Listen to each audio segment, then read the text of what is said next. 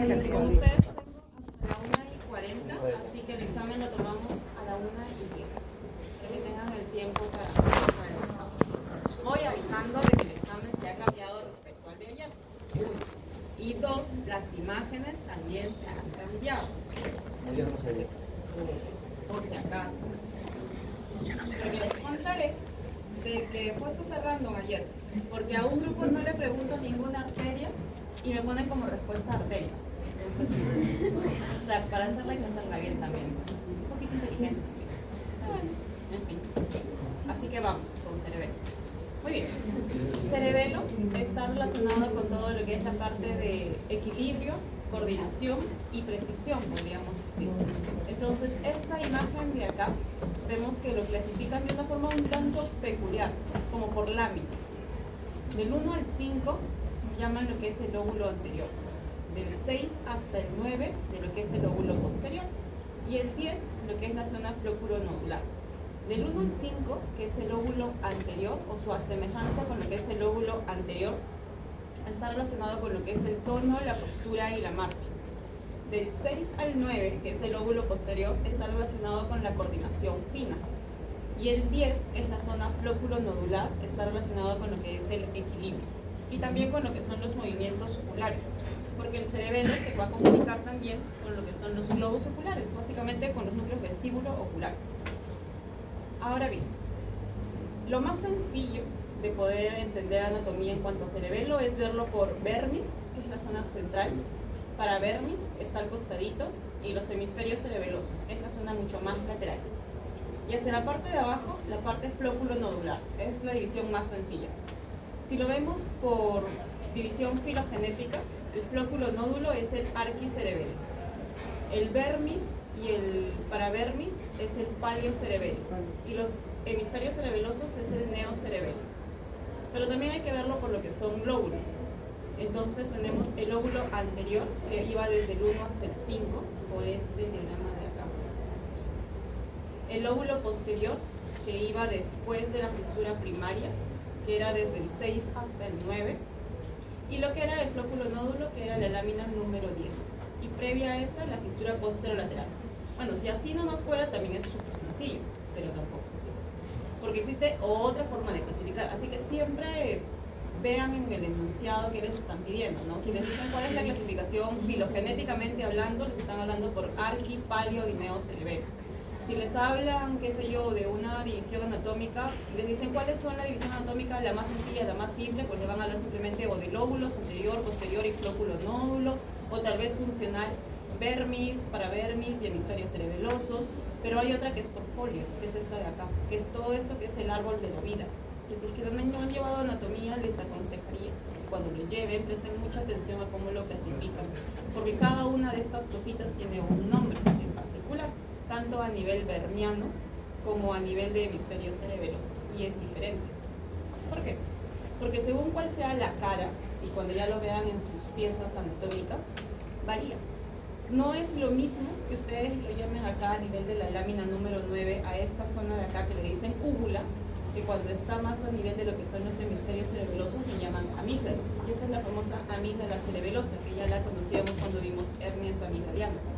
O que acá en la lámina número 10, que acá le dicen nódulo, y que en cambio hacia la parte más lateral le llaman flóculo. Entonces el nombre no es lo mismo, así que siempre vean en sus preguntas o por qué le están preguntando, por la zona más verniana o le están preguntando por la zona más lateral.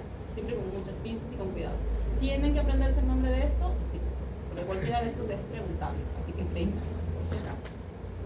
Pero lo que compete a esta parte de acá de fisiología es un tanto más sencillo, creo. ¿Por qué? Porque todo lo que va a llegar al cerebelo, ya sabemos que todo lo que llega es aferente y todo lo que sale es eferente. Si partimos de ese concepto súper sencillo, vamos a ver ahora qué es lo que llega. Ya eso que qué es lo que llega son fibras musgosas y fibras trepadoras. Las fibras musgosas van a llegar al cerebelo provenientes de corteza cerebral, de médula espinal y de tronco encefálico. Y las fibras trepadoras van a llegar provenientes de lo que es el complejo olivar inferior. Si se acuerdan en histología de la semana pasada, o creo que de la antepasada, en sus cortes transversales de tronco encefálico. En los de bulbo raquídeo veían una estructura como una serpiente. Eso era el complejo olivar inferior, que era lo más característico que podían ver. Ya de allí parte. Y nacen las fibras trepadoras. Okay. Estas fibras llegan a la capa. ¿A qué capa? La fibra musgosa llega a la capa granulosa. Si llega a la capa granulosa, hace sinapsis acá. Y de la capa granulosa parten las fibras paralelas. Y estas fibras paralelas ascienden. Las fibras paralelas de la capa granulosa ya no son fibras musgosas, que son fibras paralelas de la capa granulosa, y ascienden hasta llegar a la capa molecular. Y una vez que están en la capa molecular, estas fibras paralelas se distienden, pero de forma horizontal. Y una vez que se han distendido de manera horizontal, recién bajan y hacen sinapsis con Purkinje, que tiene una forma de una perita. Y después de hacer sinapsis con Purkinje, recién sale como núcleo cerebeloso profundo y ya bueno, sigue su camino. En cambio, la trepadora viene de olivar inferior y esta trepadora se enrolla directamente sobre Purkinje. Y de Purkinje sale por núcleo cerebeloso profundo, es más rápido. Pero lamentablemente, así sea rápido, no sirve. O sea, sí sirve, pero musgosa trae de corteza, de tronco y de médula. En cambio, trepadora solamente trae de complejo olivar inferior. Así que queremos uno, tenemos que poner. Acuérdense que histológicamente cerebelo tiene molecular, Purkinje y granulosa. Pero en molecular existen interneuronas. Y en molecular existen las células estrelladas y las células encestas. Las células estrelladas que están en la capa molecular van a inhibir a las de Purkinje. Y las células en cesta, que también van a estar en la capa molecular, también van a rodear y van a inhibir a Purkinje. El otro tipo de interneurona van a ser las de Golgi.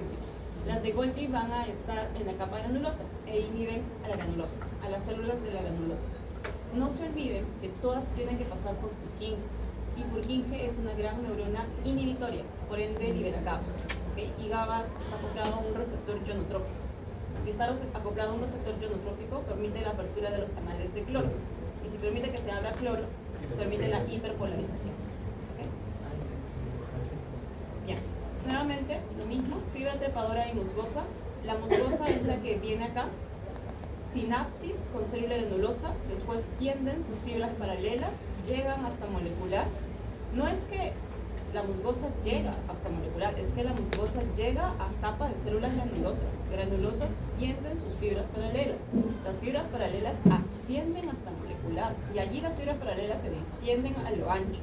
Y lo que están a lo ancho recién bajan, se enrollan alrededor de Purkinje y Purkinje baja y hace sinapsis con núcleos cerebelosos profundos. Y bueno, ya sigue su camino. En cambio, trepadora, no, de frente va y se enrolla alrededor de una célula de Purkinje. Y después ya va como núcleo cerebeloso profundo.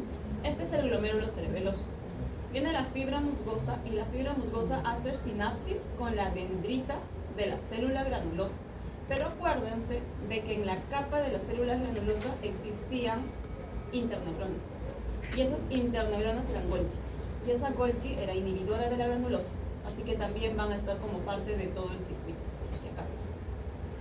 Nuevamente, musgosa viene, se hace sinapsis con granulosa, granulosa distiende a la paralela, paralela es la que sube y llega a molecular, molecular distiende de forma horizontal, después de eso recién sinapsis con Purkinje, Purkinje baja y ahora sí se va al núcleo cerebeloso profundo. Todas tienen que pasar por un núcleo cerebeloso profundo, todas tienen que pasar por Purkinje, pero Purkinje es inhibidora por excelencia.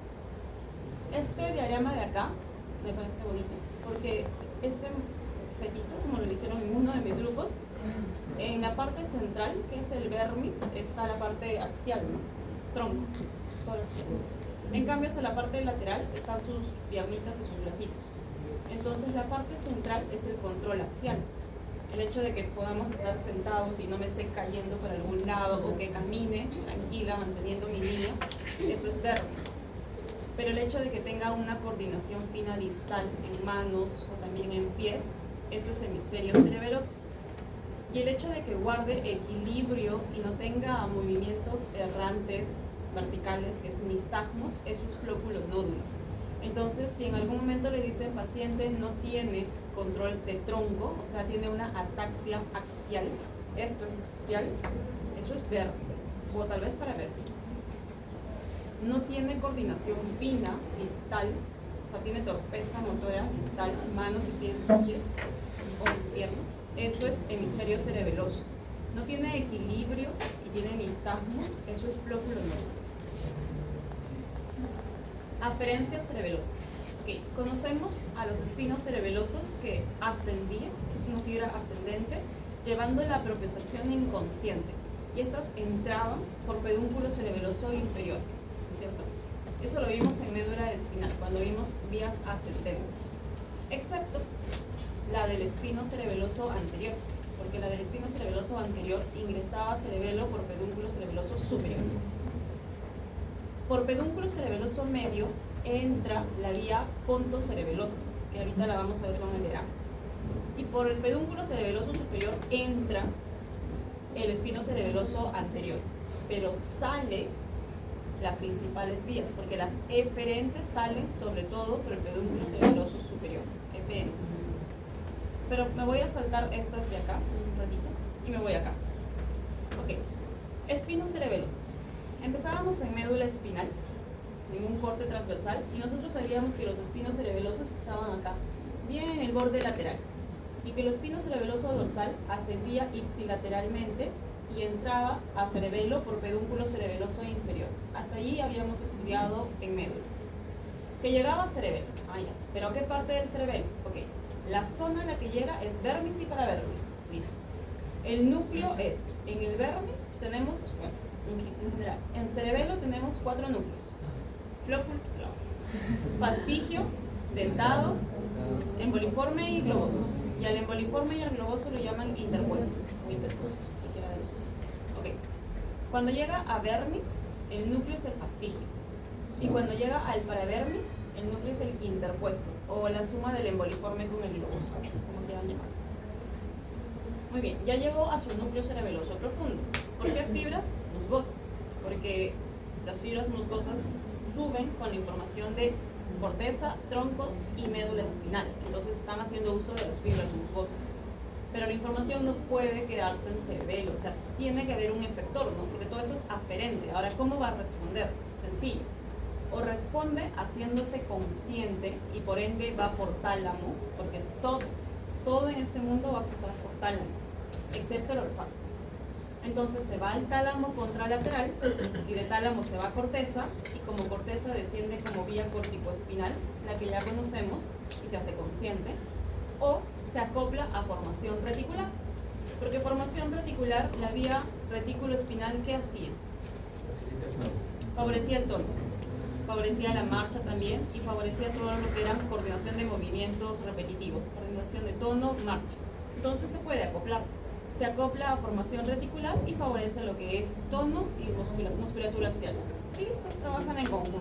Se acabó espino cerebeloso. Vamos a vestíbulo cerebeloso. Ok, ¿qué es vestíbulo cerebeloso? Bien. Nosotros conocemos a los vestíbulos espinales. Ahorita voy a regresar a las que me estoy saltando. Las vestíbulos espinales tenemos dos: vestíbulo espinal medial y vestíbulo espinal lateral. La medial era la comunicación con médula cervical, y la lateral era la que se comunicaba con toda la columna, con toda la médula espinal, pero para favorecer lo que eran los músculos extensores e inhibir a los flexores, para controlar el equilibrio. Eso lo sabemos. Pero vestibular o equilibrio no solo son núcleos vestibulares, también es cerebelo. ¿Y cómo es cerebelo? Fácil. Los núcleos vestibulares mandan una señal al arquicerebelo. ¿Y quién es el arquicerebelo? El flóculo y el nódulo. Okay. La zona que se comunica es al flóculo nódulo. ¿A qué núcleo? Al fastigio. Así que vean que les preguntan. Si les preguntan por núcleo, fastigio. Si les preguntan por zona, flóculo nódulo, por si acaso. Y cuando llega a fastigio, bueno, ya, sale. ¿Por dónde sale? O se vuelve a comunicar por núcleo vestibular y se acopla lo mismo a vestibular espinal, lateral o medial. O nuevamente se acopla a formación reticular y da estabilidad al tronco. O sea, lo mismo, por nada. Porque en el ser humano no está desarrollado mucho nuestro equilibrio, o sea, no tanto como en los animales. Por eso es que para nosotros esto del flóculo nódulo es arquicerebelo. Nosotros tenemos más desarrollados el neocerebelo, que son nuestros hemisferios cerebelosos por la comunicación que tenemos con corteza cerebral. Pero nuestro equilibrio no tanto. Nosotros no podemos caer parado como el gato y no lanzamos. esta es la que sí tenemos desarrollada. Entonces, no solamente hacer o deambular, perdón, que lo vimos en parte cuando se habló de coordinación de la marcha, no solo es vía corticoespinal. ¿Por qué? Porque si solamente nosotros dijéramos, ya, ok, me muevo, ya, voy a planificar, corteza prefrontal, dorso lateral, ¿okay? Voy a moverme, corteza motora primaria, activa, se activa la corteza motora primaria y esta le manda médula espinal, mi movimiento sería torpe, sería errático. Voy a coger el control y yo podría coger de más, hipermetría, o podría coger de menos, hipometría, o podría ser lenta, bradicinesia, o podría ser muy rápida, hipercinesia. Esto de lentitud, eso es ganglio basal, y eso de que me paso, eso es cerebelo. O podría ser temblorosa al coger, y eso es temblor de intención, y eso es cerebelo. Entonces yo me estoy moviendo, mi vía corticoespinal está actuando, pero estoy siendo irregular y poco coordinada en mis movimientos, porque mi cerebelo y mi ganglio basal no está actuando bien. Entonces, por eso moverme no solo es corticoespinal, tiene que entrar ganglio basal, cerebelo, entre otras cosas. Entonces, antes de que baje por corticoespinal, corteza llama a cerebelo. ¿Cómo le llama? Sencilla. Primero se comunica con puente, por la vía córtico-puntina. Y una vez que está en puente, puente se comunica con cerebelo, por el medio que son el tracto ponto-cerebeloso. Y eso ya es una vía aferente, porque está llegando a cerebelo. ¿Por dónde entra? Por pedúnculo cerebeloso medio. Ponto-cerebeloso, entra por pedúnculo cerebeloso medio. Ahora, hablemos con noción de causa. ¿A dónde va a entrar el cerebelo? Tiene que entrar a la zona más desarrollada, los hemisferios cerebelosos. ¿A qué núcleo? Al núcleo dentado, porque eso es lo más desarrollado. Ya llegó al núcleo dentado. No puede quedarse acá, tiene que salir. ¿Cómo va a salir? Bueno, en núcleo dentado sale ya sea por dentado, rubro, tálamo, cortical, o por la vía dentado, tálamo, cortical. Es decir, el dentado sale haciendo uso del pedúnculo cerebeloso superior. Las vías eferentes usan al pedúnculo cerebeloso superior y se comunican directamente por dentado, tálamo, corteza, o dentado, rubro, tálamo, cortical. O sea que el núcleo rojo también tiene que estar bien. Y una vez que está en corteza, dice, ok, corteza ya, tu movimiento va a salir coordinado. Perfecto, baja como vía corticoespinal. Y ahora sí hacen lo que ya ustedes conocen de tracto corticoespinal. Y se acabó. Y por acá está trabajando ganglio basal, que todavía no lo vemos. Que ya lo veremos. Sí, sí, sí. Muy bien, ahora vamos acá. Dentado. Dentado sale, eferencias, por pedúnculo cerebeloso superior. Dentado, rubro, tálamo, corteza. Dentado, rubro, tálamo, cortical. O dentado, tálamo, corteza. Nada más. Esta es la vía eferente principal, o también se puede llamar cerebro cerebelosa. Listo. Dentado está en hemisferio cerebeloso. Ahora sí, me voy más atrás. Listo. Entonces, los espinos cerebelosos. Nosotros teníamos 2 espinos cerebelosos. Bueno, tenemos 4, pero estos son los principales. El espino cerebeloso anterior y posterior. El posterior era el que ascendía ipsilateralmente y entraba por pedúnculo cerebeloso inferior. Ya sabemos, ¿a dónde llegan ambos espinos cerebelosos? Al vértice y al paravértice. ¿A qué núcleo? Al fastigio. ¿Y a cuál otro núcleo? Al interpuesto, que es el emboliforme con el globoso. Ya. Pero la diferencia es que el posterior entra por pedúnculo cerebeloso inferior y el anterior entra por pedúnculo cerebeloso superior. Tenemos otro, que es el cuneo cerebeloso. Pero el cuneo cerebeloso es la propiocepción inconsciente, pero de miembros superiores, porque está acoplado al cuneiforme. Y si ustedes se acuerdan, por núcleos, en bulbo raquídeo teníamos 2 núcleos, el núcleo de Gol y de Burgers, o el cuneiforme y el grácico. Y el cuneiforme era el de miembros superiores. Entonces el cuneo cerebeloso parte del cuneiforme, y eso es de miembros superiores. Y lo mismo, va a entrar a pedúnculo cerebeloso inferior. Vestibulares. ¿Para dónde entran? ¿A qué zona del cerebelo? Al flóculo, nódulo. ¿A qué núcleo? Fastigio. ¿Por qué pedúnculo? Cerebeloso inferior. Pues todos son inferior excepto el espino cerebeloso anterior. Pero hay una excepción. Bueno, hay muchos, pero vamos a ver la segunda. El ponto cerebeloso. El ponto cerebeloso, ¿se acuerdan que en esta vía de acá Cuando se va a comunicar corteza con puente, la forma como se comunica puente con cerebelo es por el tracto pontocerebeloso. Y esta entrada es por un pedúnculo, por el pedúnculo cerebeloso medio. Acá está la otra sección. Entonces retrocedo. Pontocerebeloso es la comunicación de puente con los lóbulos hemisferios cerebelosos por pedúnculo cerebeloso medio. Acá está la otra sección.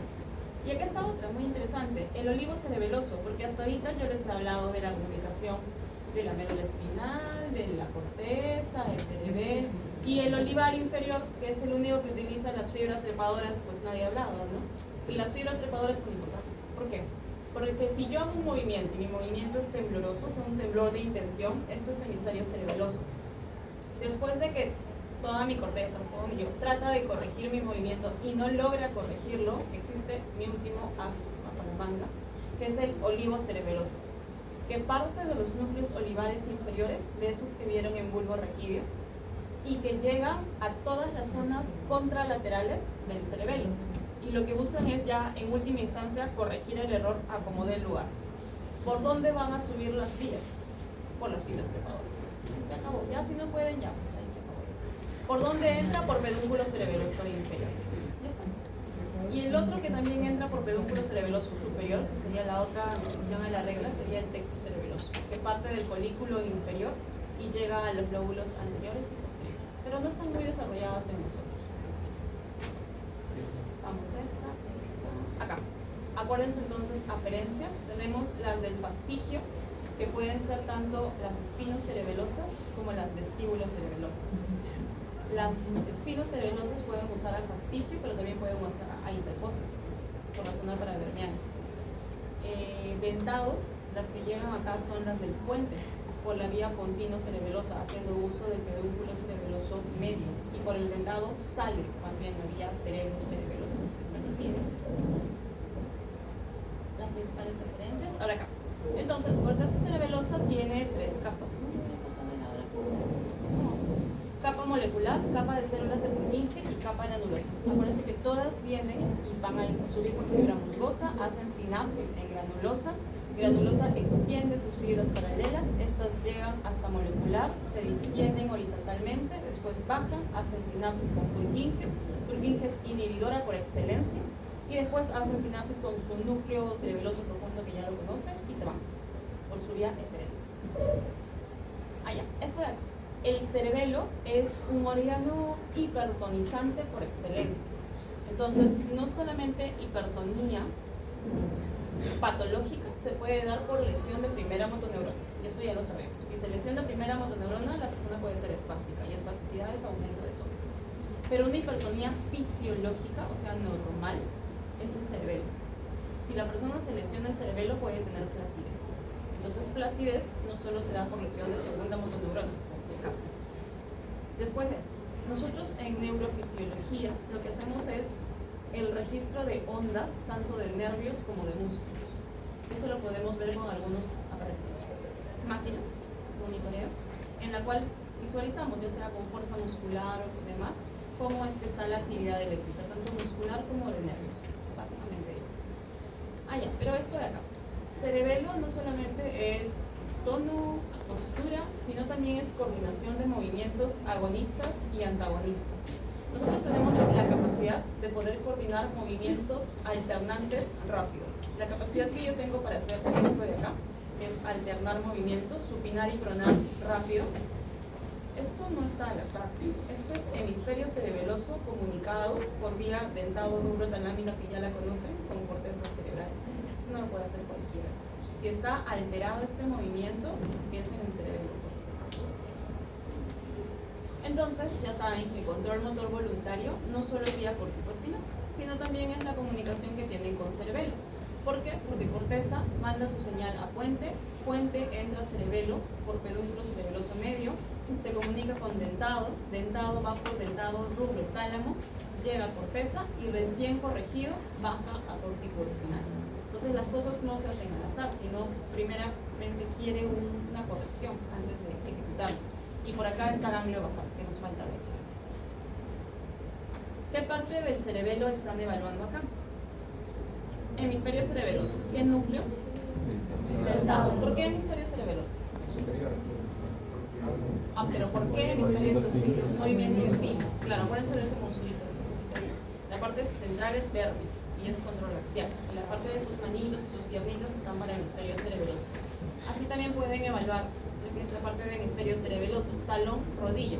Talón sobre la rodilla tiene que pasar por la espina tibial, derechito. Si se va así como que titubeante, eso no está bien. Movimientos alternantes rápidos. Pueden hacerlo así o simplemente una mano supina, la otra prona. Lo normal es que podamos alternar rápido. ¿Qué pasaría si más bien yo le explico al paciente y de más bien él sigue haciendo así o así o no puede, no me entiende? Una cosa es que no entienda la orden, ¿verdad? Cuando evalúen un paciente en neurología, primero tiene que comprenderles, porque imagínense que no les comprenda, pues obviamente no lo va a hacer, ¿no? Entonces, primero hay que evaluar funciones corticales superiores, después hacer muchas cosas. Esto es cerebelo, hemisferios cerebelosos. Y marcha. Este paciente es una hemiplejía. Tiene aumento, o sea, si se dan cuenta, esta piernita está flexionada y esta piernita está bien extendida por aumento de tono. O sea, está hiperextendida, está bien extendidita. ¿En qué pacientes ustedes verían una hipertonía muscular? Lesión de primera motoneurona. Primera motoneurona es por compromiso de vía corticoespinal. ¿Quién podría ser un infarto cerebral? O algún compromiso de cualquier parte de la vía corticoespinal. Y es clásico, porque este pacientito, si se dan cuenta, su bracito ha adoptado una postura que ha cerrado y su manito ha hecho esto. Si lo ven en el diagrama. Entonces, está espástico. Si a este pacientito ustedes intentan abrir su bracito, no van a poder, porque la espasticidad es tanta que está completamente, no rígido, espástico, es diferente. Entonces, a veces les podemos poner un poquito de botox para que suelte. Botox, ¿qué estoy hablando? Baclofeno. Pero, Parkinson. Los pasos son cortitos, la postura es hacia adelante, erguida, y no tiene mucho graseo. Eso es Parkinson, esto es ganglio basal. Diferente. Ataxia. Acá lo que hay es una ampliación de base de sustentación. Una marcha con base amplia no necesariamente es lesión de cerebelo, por si acaso. Una marcha de base amplia puede ser cerebelo, pero también puede ser cordón posterior. Porque en cordón posterior lo que se afecta es propiocepción consciente. Y eso es una ataxia sensitiva, o por su nombre largo, ataxia sensorial propioceptiva. Entonces, el pacientito lo que le decimos es, mire cómo está caminando. Y cuando mira sus piecitos, entonces ya, listo, el paciente mejora su marcha. Si se dan cuenta, él trata de pisar más fuerte. Su piecito está derechito, porque busca sentir para que pueda caminar mejor. Si este paciente mira su piecito, va a mejorar su marcha. Si le dicen un romber, ¿cómo estará el romber en este paciente? Positivo. El romber va a estar positivo, porque el compromiso es de cordón posterior. Le dicen que se pare, brazos a los costados, cierra rabo y el paciente cae. Eso es un romber positivo. El romber positivo es lesión de cordón posterior o de corteza parietal. Para ahorita, que estamos viendo todavía fosa posterior, porque no hemos visto mucho de parte anterior, es compromiso de cordón posterior, por si acaso. Y este es un piecito caído, porque hay lesión de nervio periférico, probablemente peroneo distal. Si es lesión del nervio periférico, ¿qué se ha afectado? ¿Qué motoneurona? Segunda, o motoneurona inferior. Muy bien. ¿Cuál de los siguientes tractos nerviosos viajan hasta el cerebelo de las señales aferentes de la periferia del cuerpo? Espinocerebeloso. ¿Cuál de los siguientes síntomas son típicos de compromiso cerebeloso? Ataxia, dismetría. ¿Cuál de las siguientes opciones describen mejor la entrada de las células de Purkinje? Siempre es inhibitoria. Purkinje es inhibitoria por excelencia, siempre. ¿Cuál de los siguientes enunciados describe mejor las fibras que viajan a través de los pedúnculos cerebelosos? Las fibras eferentes de los núcleos cerebelosos profundos salen del cerebelo por el pedúnculo cerebeloso superior. Las eferentes, estamos hablando de la salida. ¿Cuál de los siguientes enunciados es correcto sobre el circuito espinocerebeloso?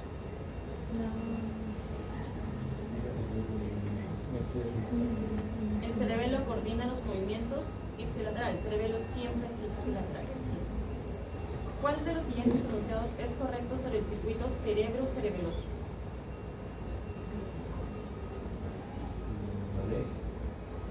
La información información eferente del neocerebelo se envía, claro, esta es la vía dentado-rubrotalámica. Respecto a la citoarquitectura de la corteza cerebelosa, ¿cuál es la verdadera?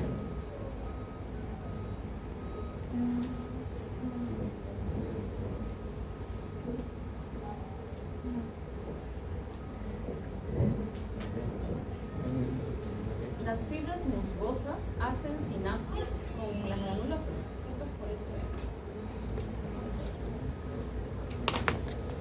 Las fibras musgosas hacen sinapsis con la célula granulosa y con los axones de la célula de Golgi. Concepto de glomérulos cerebrosos. Y muy bien, chicos. Ahora, ya, esto de acá lo vamos a ver ahorita con el caso clínico. Nos vamos al caso clínico. Llegamos. Muy bien. Niño de 6 años es llevado por sus papás a urgencias por inestabilidad al sentarse y al caminar, que inició hace 3 años. Hace 2 semanas tuvo varicela, no complicado. No presenta fiebre ni cefalea. En la exploración neurológica, la fuerza y la sensibilidad son íntegras y los reflejos son normales. Muestra oscilación del tronco. Marcha de base amplia. Bueno, marcha de base amplia no me dice mucho todavía, pero oscila el tronco, eso sí. Tiene dificultad para mantenerse sentado sin apoyo. Tiene 6 años. Según la norma técnica de Perú, internacionalmente, el niño puede, todos nosotros nos sentamos con apoyo a los 4 meses, sin apoyo a los 6 meses. A esa edad ya logramos control torácico, por si acaso. La prueba dedo, nariz y talón rodilla son normales y no hay vértigo ni nistagmos. Listo. Clave, chicos. Vermis cerebeloso, núcleo. Fastígios. Si fuera para vermis, ¿qué otro núcleo sería? Interpósito o interpuesto, que es emboliforme con vía espinocerebeloso. Fibras musgosas, todas son musgosas, excepto la del olivo inferior, núcleo olivar inferior, que es trepadora. Trepadoras, chicos, porque hay un examen síndromial que me han puesto tentadoras. Y no son tentadoras, de verdad, es trepadoras. De verdad, en serio, es un meme, pero bueno. Es trepadora, por favor. Yo entiendo que es lo mismo para ustedes. Es trepadora. Todo me ponen esos exámenes.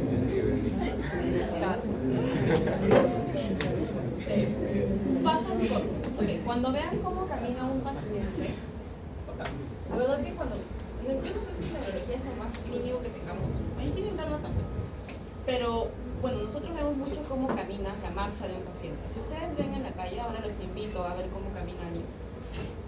Vean también la postura. Si los pasos son chiquititos, vean un abuelito en la calle, hagan el ejercicio si quieren. Vean su postura. Si su postura está encorvada hacia adelante y no bracea, porque nosotros caminamos braceando siempre braceamos. No marchamos, pues, ¿no? Pero braceamos. Si no bracea, está como rígido y hacia adelante, que se llama cantocornia, ¿por qué no Parkinson? Marcha parkinsoniana. ¿Por qué no? Esbozaría eso. Y si no, pues marcha petit pas. Pero bueno, esto ya es otro diagnóstico antes. No tiene pasos cortos. Ok, miren sus pies. Y lo ven, que su piernita está bien extendida, hiperextendida, como que está hipertónica, e incluso algunos lo llaman marcha en tijeras o pie del cebador. Creo que la mayoría lo utilizan libros de semiología, o sea, si leen en semio el Fustinoni, que es un libro súper antiquísimo de semio, es Fustinoni te dice marcha del cebador, o sea, está tan hipertónico que hacen como si hicieran un semicírculo. ¿Por lesión de qué vía? Si es hipertonía. Corticoespinal, marcha espástica, ¿no? Con corticoespinal yo no estoy diciendo infarto cerebral, estoy diciendo solo corticoespinal. Dios sabrá que se termina el paciente, pero es corticoespinal. Ahora, separa los pies, tiene una base ancha. Con base ancha yo no estoy diciendo cerebelo, estoy diciendo que tiene base ancha. Ahora, le dicen al paciente, le hacen un romper, que lo pueden hacer en consulta. Cierre los hombros, pónganse derechito y ustedes pónganse al costado. Se cae, romper positivo, ataxia sensorial propioceptiva. ¿Cómo más pueden evaluar por don posterior? Con vibración, propiocepción consciente, tacto fino, ¿no? Sencillo. ¿Y cómo más podrían evaluar si es cerebelo? Vean los ojitos, nistagmos, si acaso. tal vez estoy hablando bien. Entonces nistagmus es ese movimiento rítmico, ¿no? Nistagmus vertical, porque nistagmus, por si acaso, en nistagmus, según la dirección, nosotros podemos saber dónde está la lesión. Entonces, dicen que ya tiene nistagmus vertical. Veremos.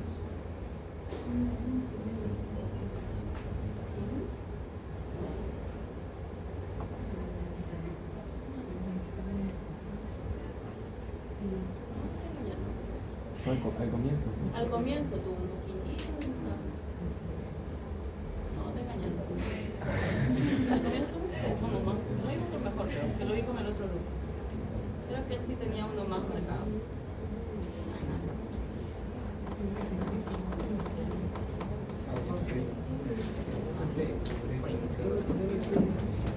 Ah, ya está. Movimientos son, él no lo está haciendo, ¿no? Son movimientos involuntarios. En este caso son horizontales bidireccionales. Ya, eso sí, más que no lo pongo. Obviamente se ven cómo está de rebote, sujito, rotatorios, oscilantes, rítmicos, para todos lados. En esa señal se ve el nistagmus vertical. Ahí está, ese es un nistagmus vertical. ¿Lo ven? Para arriba y para abajo, para arriba y para abajo. Nistagmus vertical es lesión cerebelosa. Él tiene un nistagmus vertical del ojito izquierdo y si se dan cuenta tiene una ptosis derecha.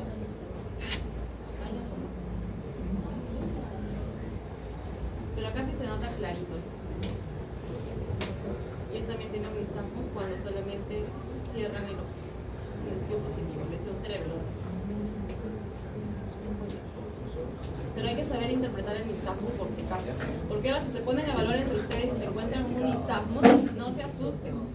Porque el nistagmus, o sea, ese movimiento, si es horizontal y solo apunta hacia un lado y se agota, eso es fisiológico, por si acaso. Así que si se empiezan a evaluar, no se asusten. Pero si es horizontal y va hacia ambos lados, eso sí está alterado, definitivamente. Si es vertical, eso sí o sí está alterado. Si es rotatorio, eso sí o sí está alterado. Si bate por todas partes, eso está alterado. Pero si es horizontal, hacia solo un lado y se agota, tranqui. Y eso es yo tengo que estar. No, creo nomás. Bueno, será. Ya, vamos. ¿Me saltearon? Sí, me saltearon. Ah, ya. No sé por qué me fui ahí, pero por si acaso. Ya, vamos acá. Ah, ya, bueno. Entonces no tiene pasos cortos, no separa los piecitos. Marcha en este pacho. Ok. Su piecito está caído. ¿Qué es un estepacho? Vean cómo camina. ¿Cómo camina? Bueno, cómo marcha. O sea, bueno, los caballitos. ¿Cómo camina un caballito? Se dirá. No sé si estoy correcto. Los caballitos por sus pezuñitas caminan bien elegantes, ¿no? Ya bueno, pero ese pie caído equino bilateral, en el caso de nosotros, si camináramos así, es por lesión del nervio periférico. Y es por pie equino bilateral. Si no saben cómo es, vean cómo deambula un caballito. Ya, no tiene nada de esto, tiene rotación pélvica, ya pues una displasia de cadera. No tiene nada de esto, más bien se queda pegado al suelo, tiene deterioro cognitivo y tiene incontinencia urinaria. ¿Cuál es la caquina? Hidrocefalia, presión normal. Mujer de 72 años es llevada al departamento de emergencias debido a un dolor de cuello de inicio repentino, náuseas, vómitos y dificultad para caminar. Durante la última hora. No puede sentarse erguida sin apoyarse en sus manos. Hipertensa, diabética y fibriladora. No fuma. Bebe una copa de vino cada 2 noches. Toma enalapril, hidroclorotiazida, metformina y warfarina. Está en sobrepeso, está taquicárdica y está hipertensa. Al examen muestra un nistagmus hacia abajo, o sea, es vertical, rigidez de cuello, balanceo de cabeza, marcha de base amplia y no puede realizar una prueba de equilibrio. O sea, está tan mal esta viejita que no puede realizar ni siquiera una prueba de rompe. ¿Dónde está la lesión? Dermis podría ser por esta parte de la ataxia axial. ¿Dónde más podría estar la lesión? Flóculo nódulo, porque tiene nistagmus. ¿Qué núcleo está alterado? Fastigio. Núcleo fastigio. ¿Por qué no núcleo dentado? No me hablan nada de hemisferios cerebelosos, ¿no? No me hablan nada de dismetría. Claro, me hablarían más de movimientos. Esto es un infarto, ¿ok? Esto no es una cerebritis. Acuérdense que cerebelo tiene irrigación por arteria cerebelosa posterior inferior, y este es el clásico Wallenberg que todos conocemos. Tiene irrigación por arteria cerebelosa anterior inferior, y el AICA, tiene una ramita que es la laberíntica, y la laberíntica permite la audición. Entonces, los pacientes con infarto de AICA, uno, ¿cómo se van a dar cuenta? Porque está a la altura de la protuberancia. Dos, el paciente va a debutar, o la paciente, con hipoacusia neurosensorial. ¿Okay? Va a perder la audición en ese lado. Y podría también tener compromiso del facial, por si acaso. Y más arribita, acuérdense que la basilar, antes de dar sus ramas terminales, que es la cerebral posterior, da otra rama, que es la cerebelosa superior. Entonces, si da para la cerebelosa superior, coge sobre todo hemisferios cerebelosos. Entonces, el compromiso va a ser más de torpeza motora fina, dismetría. En tomografía, esto es bulbo, por el corte. Si es bulbo, la que está más cerquita, por sobre todo, es la arteria cerebelosa posterior inferior, con el clásico Wallenberg, que ya lo conocemos. Si es AICA, protuberancia, pedúnculo cerebeloso medio, acuérdense que el paciente tiene compromiso de laberíntica, por ende podría tener una hipoacusia neurosensorial y una parálisis facial si llegara hasta protuberancia propiamente dicha. Y si es cerebelosa superior, está más arribita. Y es más compromiso de hemisferios cerebelosos, más que vértice. Entonces es más dismetría. Si se dan cuenta, acá está la parte medial del vértice. En cambio, acá solamente ven hemisferios cerebelosos, nada más. Cuando nosotros vemos tomografías, empezamos a jugar con los cortes, para arriba y para abajo, y en función a eso ver qué parte está cogiendo de cada uno. Un infarto cerebeloso, como fue el caso de esta abuelita, es así de tórpido, de forma súbita, está muy nauseosa, con vómitos, no puede pararse, no puede sentarse, hasta a veces las bajan cargando. Entonces los familiares vienen y nos dicen, no puede caminar. Y no es que no pueda caminar, si ustedes le evalúan a ese paciente, sí puede caminar, sino que no tiene estabilidad. Entonces evalúan fuerza y fuerza tiene. Entonces ustedes dicen, córtico-espinal está bien. El problema es de que está tan perdido su taxia, que es una ataxia, de que ustedes la quieren parar y se cae. Por compromiso, por falta de estabilidad, no por falta de fuerza. Así que eso hay que diferenciar bastante bien con los pacientes y con los familiares. Y bueno, ya saben que si es dermis es más ataxia de tronco, y si es hemisferio cerebeloso es más dismetría y también temblor. El temblor es temblor de intención. Quieren coger algo y al querer coger tiembla. Eso es temblor de intención. Temblor de reposo es que sus manos los ponen, por ejemplo, encima de las piernas, y cuando está reposando, allí empieza el temblor. Y eso es ganglio basal. Eso no es cerebelo. Mujer de 52 años acude al médico para una revisión de seguimiento hace 6 meses.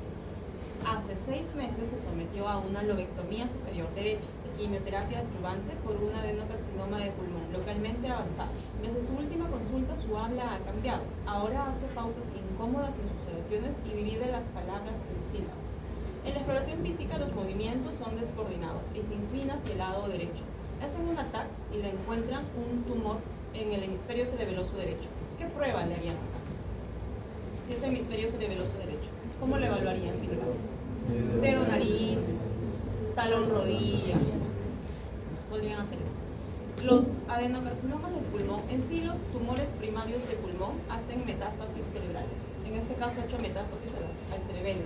Y les mencionan sobre el habla, porque los pacientes cerebelosos, muy aparte de todo el cuadro clínico, tienen una disartria escándida. Su hablar es, en resumidas cuentas, como de borracho. Hablan silabiando y de manera monótona. Los borrachos. ¿Alguna vez han escuchado? Yo supongo que se han escuchado. Cómo hablan, parafrasean bastante.